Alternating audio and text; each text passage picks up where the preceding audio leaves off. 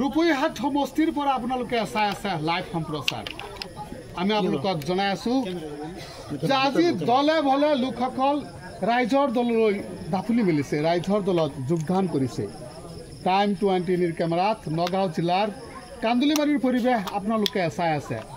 ঐক্যবদ্ধ আপোচবিহীন প্ৰগতিশীল জাতীয়বাদী আঞ্চলিক দল হৈছে ৰাইজৰ দল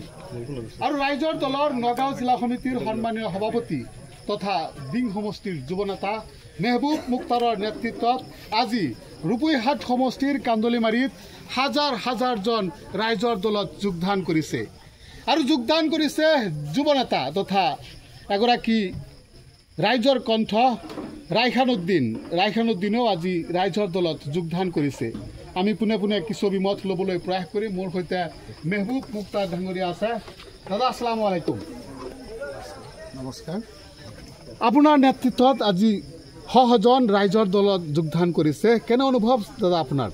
হয় আজি আমাৰ ৰাইজৰ দলৰ বাবে খুবেই ভাল দিন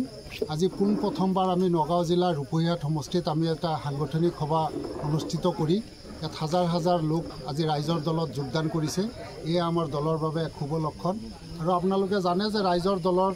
বিকল্প এতিয়া নাই আৰু ৰাইজৰ দলৰ প্ৰতি মানুহৰ বিশ্বাস আৰু আস্থা দিনে দিনে বৃদ্ধি পাই আহি আছে আপোনালোকে জানে যে দিং সমষ্টিয়ে কওক উজনিয়ে কওক নামনিয়ে কওক বৰাকবেলিয়ে কওক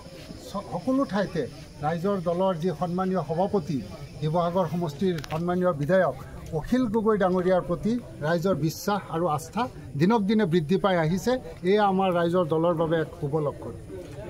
আৰু ৰূপইহাট সমষ্টিত আজি দেখা গৈছে উদীয়মান শিক্ষিত যুৱক তথা অভিযন্তা ৰাইহানুদ্দিন চাহাবেও আজি আনুষ্ঠানিকভাৱে যোগদান কৰিছে কিবা পৰিৱৰ্তন আশা কৰিছে নেকি ৰাইজে কি ক'ব বিচাৰিছে হয় ৰাইজে পৰিৱৰ্তন বিচাৰিছে ৰাইজে পৰিৱৰ্তন বিচৰাৰ বাবেই আজি এই যোগদান কাৰ্যসূচী নিশ্চয় আপোনালোকে জানে যে আমাৰ ৰাইজৰ দলৰ আজি প্ৰথমটো খোজ ৰূপইহাট সমষ্টিত আজি প্ৰথমটো খোজতে আমি সফল হৈছোঁ বুলি আমি অনুভৱ কৰিছোঁ আপুনি বিগত বছৰ ধৰি আপুনি দিং সমষ্টিৰ সৈতে আপুনি জড়িত হৈ আছে দিং সমষ্টিত ৰাইজৰ কিমান বিশ্বাস লৈছে ৰাইজৰ দলত আপোনালোকে জানে যে দিং সমষ্টিত আমাৰ ৰাইজৰ দল যথেষ্ট শক্তিশালী আমি এইবাৰ পঞ্চায়ত নিৰ্বাচনতো ৰাইজৰ ব্যাপক সঁহাৰি লাভ কৰিছোঁ আৰু যি আমাৰ ৰাইজৰ দল এটা নতুন ৰাজনৈতিক আঞ্চলিক দল আৰু আঞ্চলিক নতুন দল হিচাপে আমি এইবাৰ পঞ্চায়ত নিৰ্বাচনত আমি খুব সীমিত সংখ্যক আসনত আমি প্ৰতিদ্বন্দ্বিতা আগবঢ়াইছিলোঁ ব্যাপক ৰাইজৰ সঁহাৰি লাভ কৰিছোঁ আমি আগন্তুক দিনত ৰাইজে আমাক বিশ্বাস আৰু আস্থাত লৈছে বুলি এইবাৰ পঞ্চায়ত নিৰ্বাচনত আমি প্ৰমাণ পাইছোঁ ধন্যবাদ মোৰ সৈতে ৰাইখানুদ্দিন দাদা আছে দাদাৰ পৰা কিছু বিমত ল'বলৈ প্ৰয়াস কৰিম দাদা আসসালামু আলাইকুম নমস্কাৰ প্ৰথমতে আপোনাক শুভেচ্ছা জ্ঞাপন কৰিছোঁ ধন্যবাদ আপুনি আজি ৰাইজৰ দলত আনুষ্ঠানিকভাৱে যোগদান কৰিছে ৰাইজৰ লগত আপুনি আছে কিমান সঁহাৰি লাভ কৰিছে কি ক'ব বিচাৰিছে আপোনাৰ সপোন কি চাওক ৰাইজৰ সঁহাৰিটো আপোনাৰ কেমেৰাৰ ৰাইজেও চাই আছে আৰু কেমেৰাৰ সন্মুখতে এইটোতো আৰু মোৰ লোক ঢাকৰ একো বিষয় নহয় আৰু ৰাইজে বিচাৰি আছে পৰিৱৰ্তন ৰাইজে বিচাৰি আছে যে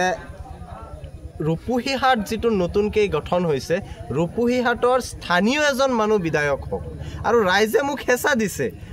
যে আপুনি ৰাইজৰ দলত যোগদান কৰক আমি আপোনাৰ লগত আছোঁ আৰু আজি ৰাইজে দলে বলে আহি পেলাই আমাৰ লগত একেলগে যোগদান কৰিছে আৰু তাৰ কাৰণে মই যিখিনি ৰাইজ আজি উৎসাহিত হৈছে উৎফুল্লিত হৈছে যে মই ৰাইজৰ দলত তেওঁলোকক লৈ একেলগে আহিছোঁ তেওঁলোকো উৎফুল্লিত ময়ো উৎফুল্লিত তথাপি ইয়াৰ উপৰিও ৰূপইহাট সমষ্টিবাসী ৰাইজৰ কাৰণে এটা বিকল্প চিন্তাৰ কাৰণে এটা ৰাস্তা মুকলি হৈছে আৰু যি ৰাস্তা দি গ'লে যিটো হ'ব আপোচবিহীন সংগ্ৰামী নেতা অখিল গগৈ ডাঙৰীয়াৰ নেতৃত্বত এটা খোজ আৰু প্ৰথমটো খোজত যিটো সফলতা দেখা গৈছে ৰাইজৰ যিটো সঁহাৰি দেখা গৈছে আজি 2 দিনৰ ভিতৰত 2 দিনৰ এনাউন্সমেণ্টত যিমানখিনি মানুহৰ সঁহাৰি পাইছোঁ তাৰ কাৰণে ধন্যবাদ আৰু এইটো এটা পজিটিভ ছিগনেল যে ৰাইজে এইবাৰ যিটো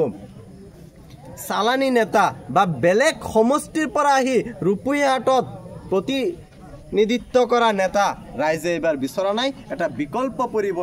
বিকল্প বিচাৰিছে আৰু স্থানীয় মানুহ এজনক বিচাৰিছে লগতে ইউডিএফৰ যিটো সাম্প্ৰদায়িক বিজেপিৰ লগত তলে তলে মিতিৰালিৰ যিটো ৰাজনীতি সেই ৰাজনীতিটো অৱসান ঘটিছে আৰু কংগ্ৰেছৰ যিটো পৰিয়াল কেন্দ্ৰিক ৰাজনীতি হেতুটো আৰু সংখ্যালঘু ৰাইজ অতিষ্ঠ হৈছে যাৰ কাৰণে আজি হাজাৰ হাজাৰ মানুহ আপোচবিহীন সংগ্ৰামী নেতা অখিল গগৈৰ দলৰ প্ৰতি আকৃষ্ট হৈ ওলাই আহিছে আৰু আগন্তুক দিনত আমি ৰূপহীহাট সমষ্টিৰ চুকে কোণে এই দল ৰাইজৰ মাজত সোমাই যাব বুলি এটা আশা কৰিব পাৰি অনুমান কৰিব পাৰি আৰু 2026ত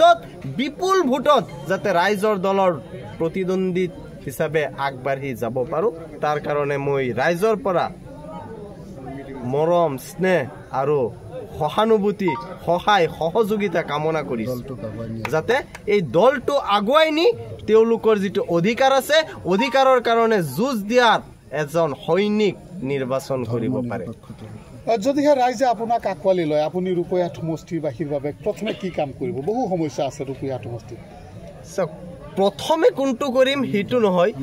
আমি দলটোক আগুৱাই নিব লাগিব আৰু প্ৰথম কাম বুলি নহয় সকলো কামেইতো প্ৰথমে কৰিব লাগে ইমানখিনি পিছুৱাই আছে কোনটো কাম আমি পিছত কৰিম সেইটো কওক সকলো কামেই আমাৰ আগতেই কৰিব লাগিব ইমানেই পিছ পৰি আছে মোৰ এনেকুৱা অন্তৰত লাগে যে আজি বহু মানুহ হাজাৰ হাজাৰ মানুহ চলাচল কৰা ৰাস্তা ঘাটৰ অৱস্থা ভিতৰুৱা অৱস্থা গাঁৱৰ অৱস্থা দেখিলেতো চকু কপালত উঠিব আৰু আমাৰ বিধায়কসকল বিধায়ক হৈ দিছপুৰত গৈ শুই থকা বিধায়ক ৰাইজে এইবাৰ নিবিচাৰে আৰু যদি ৰাইজে মৰম স্নেহ দি পেলাই যদি মোক আগন্তুক দিনত যদি ৰাইজৰ দলৰ পৰা টিকেট দিয়ে আৰু যদি মই জয়যুক্ত হৈ আহোঁ তেতিয়াহ'লে নিশ্চয় ৰূপহীহাটবাসীয়ে 2 বছৰৰ ভিতৰত দেখা পাব যে 10 বছৰ 20 বছৰ 50 বছৰে কৰিব নোৱাৰা কাম ৰাইহান ভাইয়ে 2 বছৰত কৰি দেখাব ইনশাআল্লাহ ইয়া টাইম 20 কেমেৰা